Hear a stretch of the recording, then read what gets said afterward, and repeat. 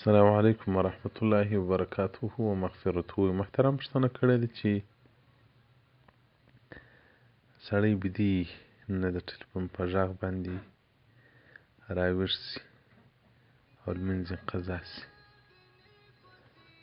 محترمه که څوک ماښام وختي پرېوځي او بیا هم د ټلیفون په اواز نسي راپورته، نو په دې صورت کې معذور بلل کېږي. او دا که دی قصداً د شپې تر ډېرو پورې مجلس کوي، بیا نو په قضا کېدلو د لمانځه کې معذور نه بلل کېږي. ځکه رسول الله صلی الله علیه وسلم وایي من نام عن صلاة او نسیها، که د چا لمونځ یې هېر شو یا ویده و، نو رسول الله صلی الله علیه وسلم مبارک فرمایي فلیصلها اذا ذکرها،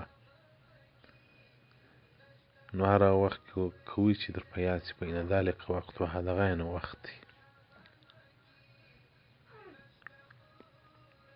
بدایع صنایع جلد اول صفحه 506 کتاب الصلات. نو محترمه بس چې درڅه قضا سو، نو باره چې هر وخت راکښېنه چې تراویح ګرځوه.